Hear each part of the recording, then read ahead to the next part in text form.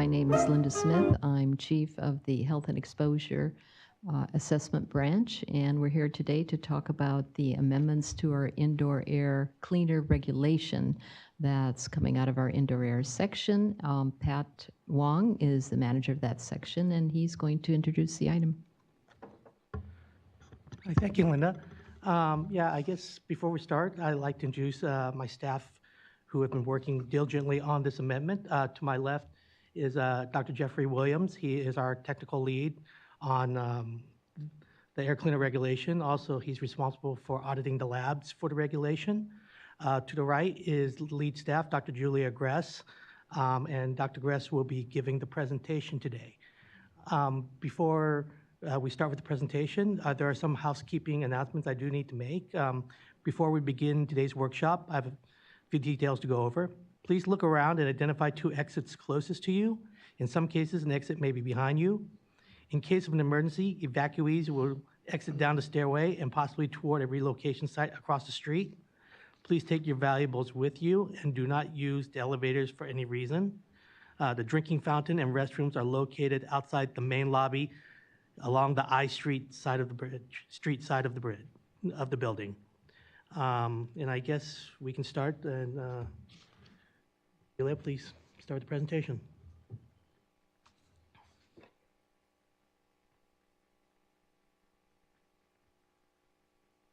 Thank you, everybody, for attending the workshop. This presentation is designed to continue the discussion that we started in March on amending CARB's air cleaner regulation. And this process is still in its formative stage, and we look forward to hearing from participants who have joined us today in person or online about potential amendments that you would like CARB to consider. So this presentation will cover 4 general areas. I'll briefly describe the air cleaner regulation and what we've achieved over the last 10 years, as well as the purpose of amending it at this time. This workshop is part of the regulatory process. Comments that are received will be considered as we develop the rulemaking documents over the coming months. All relevant documents, including the California-specific air cleaner market report and the draft regulations text, are posted on our workshop webpage right now. And if you're opening this on your desktop, it's that highlighted link, draft amended regulations text. If you click on that, it will take you to our workshop website. If you scroll down to the bottom, that's where the draft amended text is right now, but also the video of this workshop, as well as the PowerPoint and the market report and all other relevant documents will be posted at this website in the future. For participants joining us via webinar, you can submit comments or questions at any point during this presentation, and we will read them out loud and respond to them during the Q&A at the end of the session. So just a bit of background. In the years prior to the regulation, CARB staff and other researchers investigated ozone emissions from portable air cleaners, and we identified a significant public health risk. The results of these studies, coupled with the growing body of public health research on adverse health effects from the inhalation of ozone, spurred the California State Legislature to pass AB 2276 in 2006. And this bill directed CARB to adopt a regulation to limit ozone emissions from air cleaning devices to protect public health. This was accomplished, and the regulation went into effect in 2008. Since that time, CARB has certified over 2,300 air cleaners from more than 300 manufacturers globally. And we've provided an online list for consumers to search for certified air cleaning devices, which is frequently used.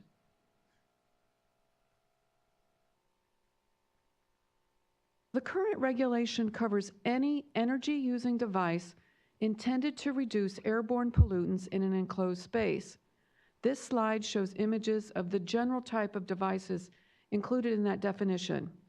They include devices intended to clean air in rooms, whole houses, inside vehicles, and in the air immediately surrounding a person.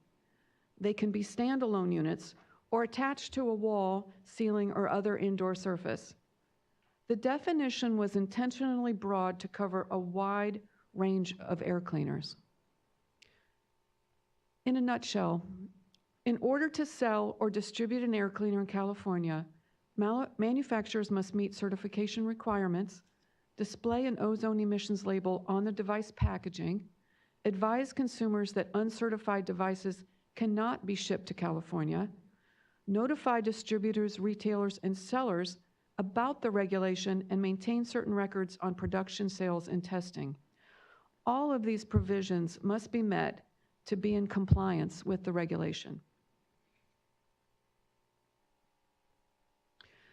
When the regulation was drafted in 2007, there was no test method for measuring ozone emission concentrations from in-duct electronic devices. There was also a lack of market data on their use of these devices by the California public. For these reasons, in-duct devices were exempted from the regulation. In addition, because ozone does have practical uses, which we recognize, in some commercial and industrial applications, exemptions for some industrial use devices were included in the regulation. Current exemptions were provided for specific industrial ozone applications where human exposure is monitored and controlled, and in cases where specific industries requested that CARB explicitly state that ozone is permitted for use in that industry. In several industrial use exemptions, ozone generators are used only for a short time or under conditions as needed basis. In addition, some industrial use exemptions included protective language stating that ozone could only be applied in that application providing no people were physically present. Now we get to the primary purpose of these amendments. The primary purposes in amending the regulation are to more effectively prevent exposure to ozone from air cleaning devices and to streamline the certification process. We also wish to clarify certain requirements and update legal references such as versions of test standards. I will present the proposed amendments as they are grouped into each of these categories.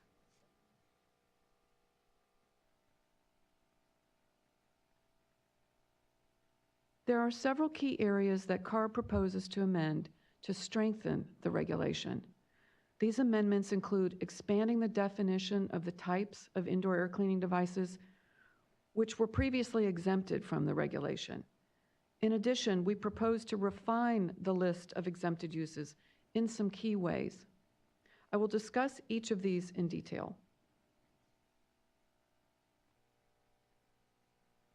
First, we are expanding the definition of indoor air cleaning device to include air that is drawn into an enclosed space from the outside, with the intent of including window-mounted units that bring in outdoor air, but which include an electronic air cleaning component, such as an ionizer. We will not regulate window-mounted air conditioners that use only a typical mechanical filter. Some manufacturers of window AC units with an electronic air cleaning function have already had their devices tested for ozone and are currently certified by CARB. Manufacturers of window-mounted appliances with ionizers or other electronic air cleaning technologies will not be able to sell these devices in California unless they are certified. We're also adding language to clarify that personal air cleaning devices, such as those worn around a neck or in a pocket, are also subject to the regulation. And this is not a new addition, but we're just adding clarifying language. The second change we are proposing is to require certification of electronic in-duct devices. This is largely due to an expanding California for the type of this device. In 2018, CARB commissioned a California-specific air cleaner market report, which is posted on the workshop website. The data show that in 2017, more than 250,000 whole house in-duct devices were sold in California, with a 32% increase projected from 2017 to 2023. There are several California-specific drivers of this air cleaner market, including widespread air pollution, especially from wildfire smoke, mold growth and odor from flooding, and the use of air cleaners in the cannabis industry, or by consumers seeking to eliminate cannabis odor. These factors support the need to expand the scope of the regulation to include in-duct devices. Note, we will not require certification of strictly mechanical filters such as those used in most central systems. There is also a Canadian Standards Association test method available for testing ozone emission concentrations from electronic in-duct devices, which makes this change feasible. The third area that we are addressing to strengthen the regulation is to refine the industrial use exemptions. First, for all exempted uses, we intend to extend the protective language limiting use to times when no people or animals are present. Animals in this case are defined as those animals that are kept as companions, pets, or service animals. This addition is important for several reasons. Decades of animal research shows serious adverse health effects in a wide range of domesticated animal species that have been experimentally exposed to 1 ppm of ozone or less. As well, ozone generators are widely marketed to pet owners, veterinarians, and kennels to reduce odors. Adding animals to the protective language will help ensure that companies employing the use of ozone generators are informed about potential risks to animals from the use of these devices. The planned amendments also require increased consumer notification by mandating several things. One, a revised advisory on the ozone generating device, including a graphic. The inclusion of information about potential health effects from exposure to ozone in the owner's manual and installation guide. And three, a recommendation in marketing materials that enclosed spaces be ventilated for at least 1 hour prior to re-entry after treatment. We are also clarifying that manufacturers, retailers, and sellers of ozone-generating devices are responsible for assuring that their devices marketed for exempt industrial uses are actually marketed, advertised, labeled, and sold only for those exempted purposes in California. Finally, for clarity, we propose to eliminate those applications where ozone is being used in water, not air. Next, I will discuss the second group of proposed amendments, those that will help streamline the certification process. In summary, we understand that ozone testing is an additional expense for manufacturers, so we are proposing to eliminate ozone testing for additional devices known to emit no or extremely low amounts of ozone. We are also proposing to clarify application requirements and to reduce the notification reporting requirement for manufacturers.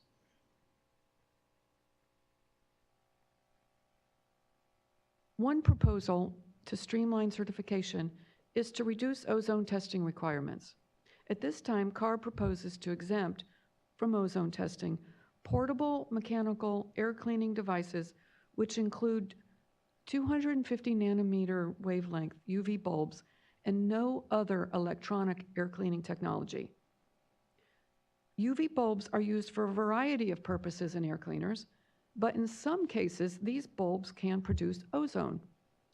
The type of UV bulb, known as UVGI, is known to emit very little or no ozone at all. Since the adoption of the regulation, many portable air cleaning devices with UVGI bulbs, with or without mechanical filtration, have been shown to emit no or very low ozone and have been certified by CARB.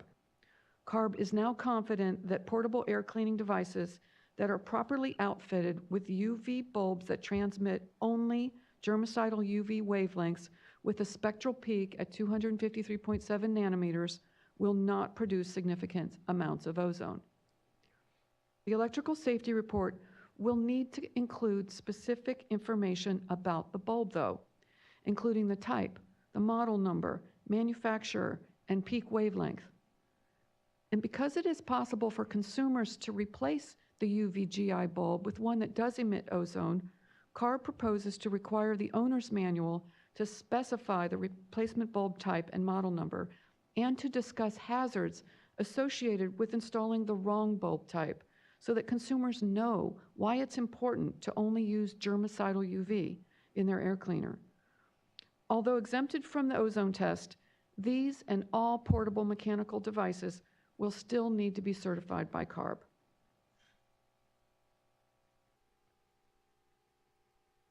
To further streamline the process, CARB plans to clarify requirements for manufacturers making medical claims in their advertising. Currently, CARB certifies devices for which manufacturers have made medical claims, and we direct them to FDA's medical device program for certification. Unfortunately, some companies have continued to make medical claims even though they do not seek and receive FDA approval. Therefore, we propose that all manufacturers making medical claims must apply to FDA prior to submitting the application to CARB for certification of their device. We also plan to clarify the documents needed for application submittals. This isn't actually a change or a more burdensome requirement. This is actually the documents that we have been requiring all along, as outlined in the instructions for the application, but we're just clarifying it in the regulation at this time. In addition to the application form, the complete electrical safety and ozone test from the testing laboratories, not a summary document submitted by the manufacturer, is required. We are also stipulating that the exploded parts diagram must be labeled in English because this is the #1 reason for us sending out incompleteness letters to manufacturers, which completely slows down the certification process.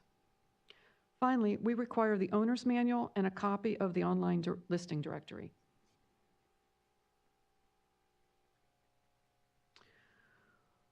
We will also reduce the notification reporting requirement for manufacturers. Currently, manufacturers are required to notify their distributors, retailers, and sellers about the regulation and must submit documentation to CARB showing that they've actually made this notification. This amendment simplifies the requirement. They will no longer be required to submit that documentation to CARB. However, manufacturers will continue to be responsible for carrying out the notification activities and maintaining those documents for 5 years, making them available to CARB upon request.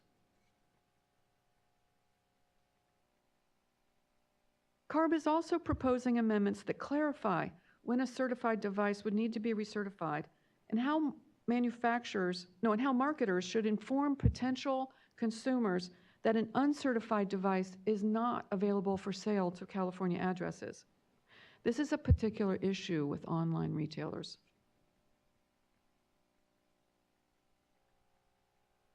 CARB regularly receives requests and questions from manufacturers regarding the need for recertification of their previously certified device. CARB certifies and lists air cleaners according to their brand name and model number. So if a company renames a certified air cleaner, it must be recertified and relisted on our online searchable list with that new name and the model number. If the electronics of a device are altered in a way that would affect their air cleaning capabilities, it must be recertified. If a certified device is sold to a new company and rebranded, it must be recertified under that new company name. And when a manufacturer moves a production facility to a new country and has a new supply chain, the device must be recertified. Now, most of these recertifications would not require additional testing, but some may.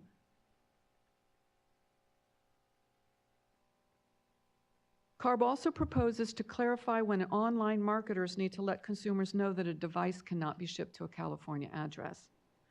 Unfortunately, some websites have collected credit card information from purchasers before telling them that an uncertified device cannot be shipped to them. For transparency, it's important that the sales advisory be displayed on the primary webpage advertising the device and clearly associated with specific devices.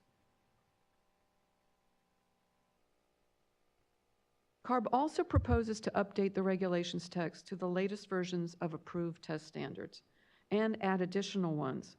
We also intend to clarify the definition of a permanent filter in regards to allowable adaptations to UL 867, a test method for ozone.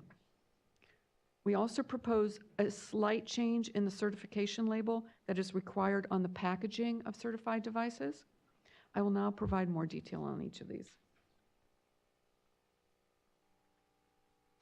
Over the last 9 years since the current regulation went into effect, the UL test standards have undergone multiple revisions and need to be incorporated into the regulation. Additionally, with the expansion in the type of dual function devices that include an air cleaning component, there's a need to add electrical safety tests for those devices. And because we will be certifying electronic in-duct air cleaners, we need to incorporate the Canadian Standards Association ozone test method for in-duct devices. We also propose simplifying the description of nationally recognized testing laboratories approved by CARB to conduct testing because of changes being proposed for the SNAP program and NRTL program levels, but which have not been finalized yet by OSHA.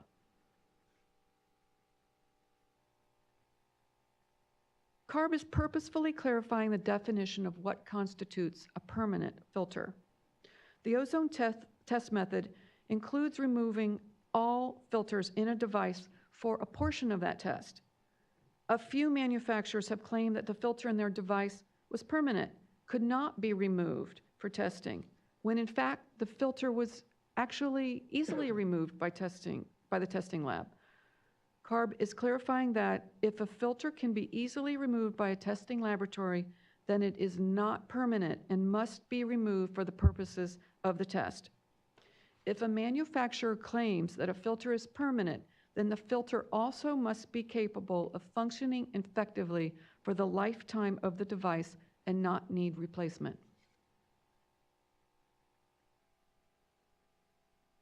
Currently, non-medical air cleaning devices are required to have the packaging label that is shown on the slide. We propose changing the language to more accurately read meets California ozone emissions limit, CARB certified. We are also clarifying that package labels must be placed in a location on the package that is easily viewed by consumers and not on the bottom of the packaging. We're also proposing increased flexibility around the size of the label for very small devices or dual function devices, which must be approved to CARB prior to certification.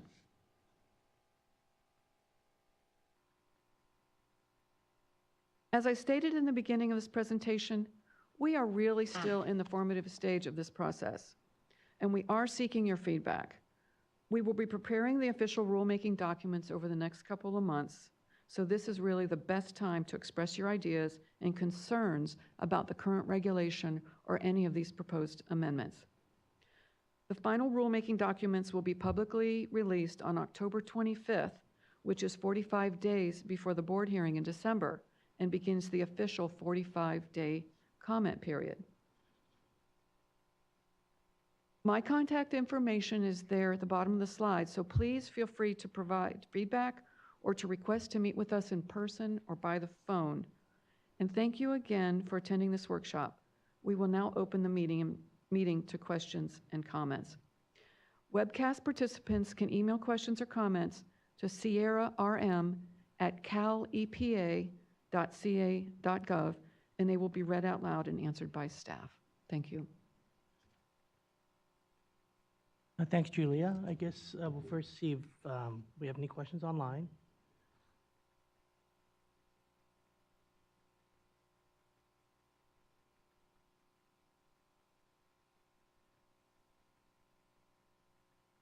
Okay.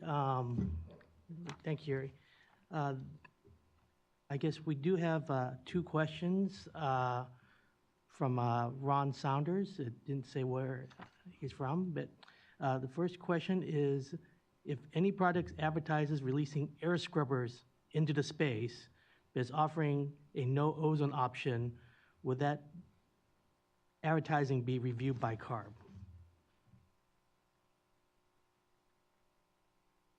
Hi, Ron. Thank you for your question. There are some manufacturers who are claiming the no ozone. And if a device is emitting 1 ppb or no ozone at all, then they can legally say no ozone emitted. And we have had consumers call us and ask us clearly this question. In other cases, if a manufacturer is making that claim, they need to be able to back it up with test results that show that absolutely no ozone was emitted. I guess we do have a second question from Ron Saunders, probably related to that. Will contractors be allowed to purchase ozone lamps for an air scrubber already installed?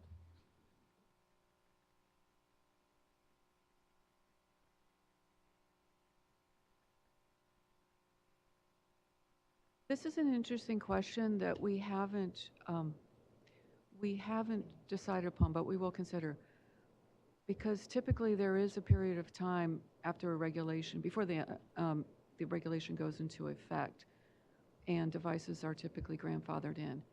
But if somebody is changing the lamp, like you're commenting here, they are basically changing the functioning of the air cleaning device into one that could emit ozone. So it is an interesting question and something that we will consider. Thank you, Ron.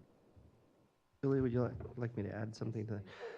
My thinking on that is that if, of course, lamps will eventually fail and need to be replaced, and that lamp that is replaced needs to be of the same make and manufacturer as the original lamp. And I think as long as that's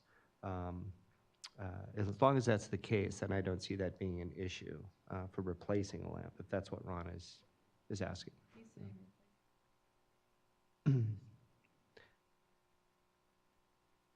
Okay. Ron is asking, will contractors be legally able to swap out a germicidal UV lamp for an ozone-producing lamp in an existing system? Okay. Okay, thank you, Jeff and Julia. I guess the next part is, do we have any questions from the audience in the room? We do have another question from the website. Okay, why don't you bring that here while we see if we have any questions here. Thank you, Yuri. Do we have any questions from either participant? Okay, I guess we will get the question from online. Thank you.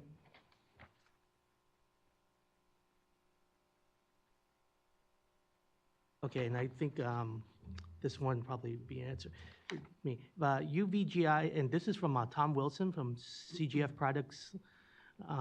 If UVGI exemptions will exist in portable units, can this exemption be extended into in-duct units as well? If not, please explain why not. At this point, this exemption will not be extended into in-duct units. The reason being is that we do understand they do have similar technologies, but over the last 10 years, we've had about 2,000 portables certified, and we were able to look at the data from a variety of different type of portables, including the ones with these lamps, and we are satisfied that they don't produce a lot of ozone.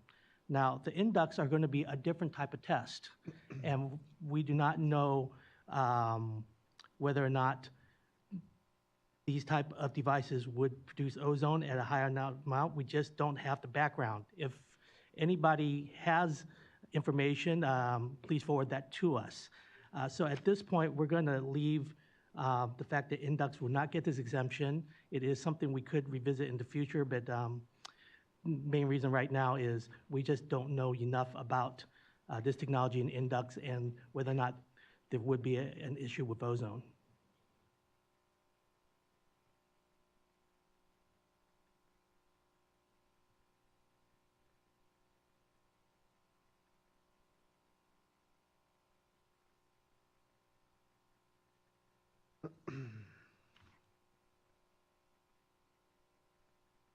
This is Jeff Williams. This question comes from Russ at internationalozone.com. It says, will 365 to 385 nanometer lamps, black lights, be exempt? Again, it would depend on the context. If they're in a portable, then yes, but if they're in an in-duct as written right now, they would not. Okay, thanks. We do have a question from Aaron Engel. Some companies offer a California-only model where the ozone lamp is replaced with a UVC non-ozone lamp.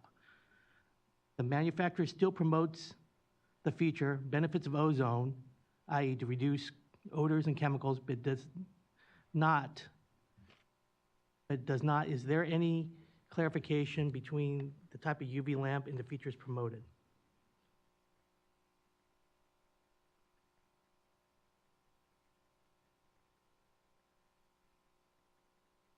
Hi, Aaron. Aaron Engel submitted this question. I can't really answer this question. I'd have to give it some more consideration, but can you please forward me maybe a link to this device so I can look at it more closely? Thank you. Yeah, and some of the promotional materials that you discussed in the email, we would like to see that as well. Okay, we have no more questions, I guess, online and nothing from the room. We do welcome any comments from this.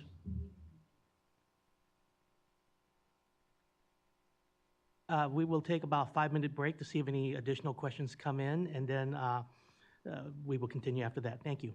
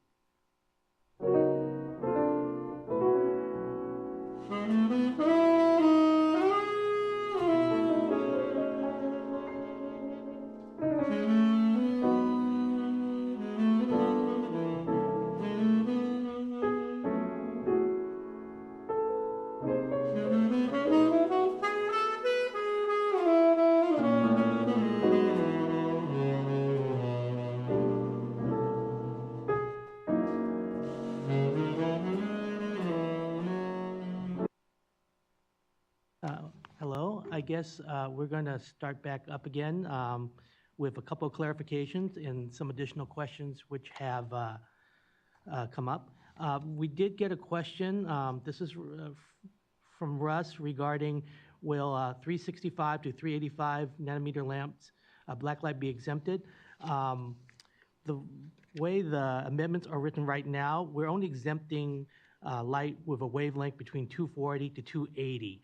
Now, if you want to discuss possibilities of other wavelengths, we can have a discussion with you, and we may also want to get some additional information on anything outside of that range. So, but as of right now, black lights at the range of 365 to 385 are not exempt. Pat, if I can, so to, again, this is Jeff Williams to Russ. If you would send us an email with some specifics about your device, it would be very helpful because it would give us some context. For example, if it's a PCO, it would be very helpful for us to know that so we can consider going forward how we'd want to handle these devices. And I would like to revisit Ron's question, will contractors be allowed to purchase ozone lamps for an air scrubber already installed? So if an air scrubber is already certified by CARB, the manufacturer cannot sell or replace the bulb replace with an ozone lamp because that is not how the device was certified. Now, once a consumer owns an in-duct device, if the consumer decides to place an ozone generating lamp in their device, that is outside of our legal authority. We cannot control for that. So Ron, if you could please send me additional information for follow-up, that would be helpful. Thank you. Thanks, Julia. And we have a question from Susan Duffy. At any point, has the committee considered offering certified exemptions? We're not exactly sure what you mean by certified exemptions, but if a device is exempted because of industrial use exemptions, it's exempted, but it won't go through the certification process, and it won't be on our certified list. I have a question here from Matt Ballard.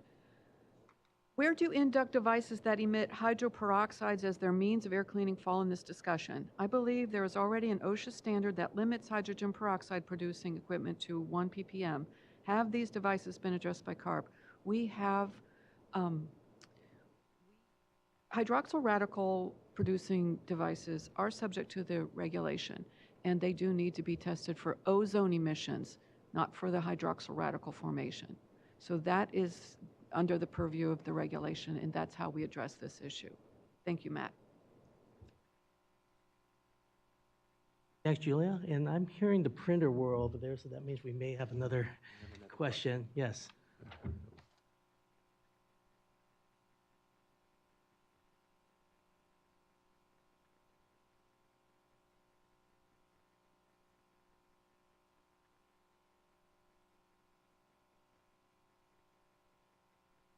Okay, this is a fairly long, question, so I'm going to read out, and then Julia could probably would be answering this one. Thank you. This is from Air Angle. Thank you. Just for clarification in regard to this webcast, this would be a company that is selling across North America, promoting odor and chemical control as part of their system, as it uses an ozone lamp. Because of ARB, the company removes the ozone lamp and replaces the UVC 254 lamp. As a result, this air purifier is non-ozone and is certified by ARB. The issue is the company does not modify its marketing message. The California consumer now believes that the California-only model will offer chemical odor control, much like the rest of the product offering, but in reality, the product does not control odors and does not have aggressive oxidizers because the UV lamp is non-ozone. Is there a protection for the California customer for marketing claims that are made?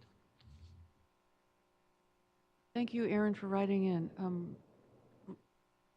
Unfortunately, I mean, please do send me on this. I think I requested this earlier. Please send me more information about this specific company.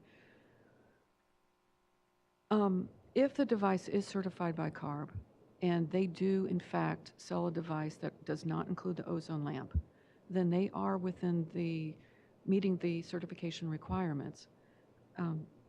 So, but please send me that information, and I can talk with them more about their marketing materials.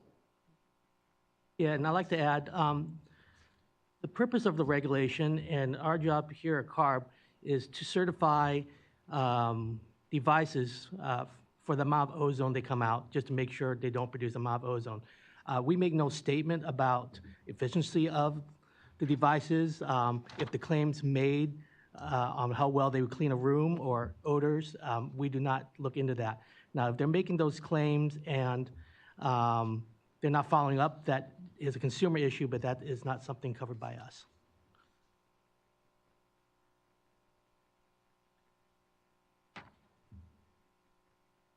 Okay, we do have another suggestion from Susan Duffy, I guess. It would be, wouldn't it be helpful to have a list of products to meet California labeling requirements for exempt products? The way I take this is, well, right now,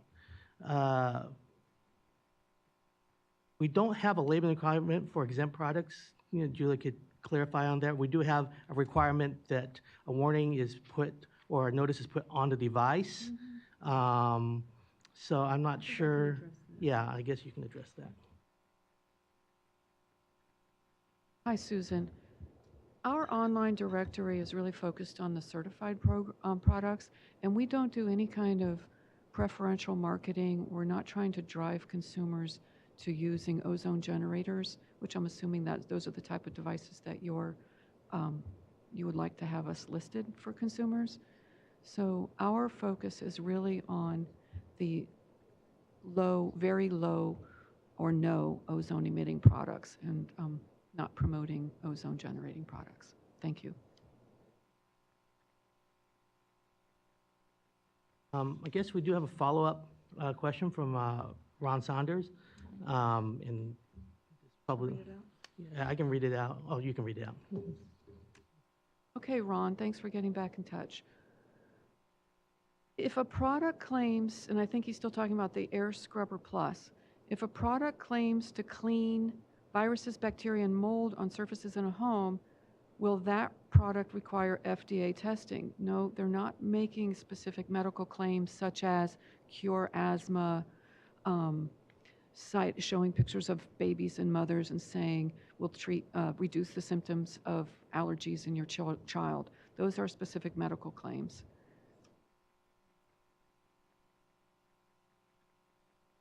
He's citing here some of the manufacturer website information. No, this wording does not fall into the medical claim category. Thank you, Ron. Do we have any more questions from online? No, we don't have any more questions. Okay, thank you. And we do have a question from the room. Yeah, hi, I'm Jennifer Kane with AHRI. I just wanted to clarify the test method for CSA 22.2.187.15, I think. I think that there's going to need to be a modification in the scope of what it certifies because it currently doesn't apply to in-duct, specifically in-duct electrostatic air cleaners. So just to keep that in mind as far as timeline goes, manufacturers will want to review that test, the method of test before the scope of this regulation is. Okay, thank you. Yeah, thank you for the question. Yes. So actually, that's an interesting little glitch, I think, that was already fixed in the scope. And I'm actually on the technical committee, and we specifically included language to call out in-duct devices or duct-mounted devices in the scope. It is in the test method itself. It's section 7.5 and 7.6 and 7.7. So the testing is in there, but it was not clear that it was called out in the scope, and I believe that's been fully corrected. Yeah. Thank you.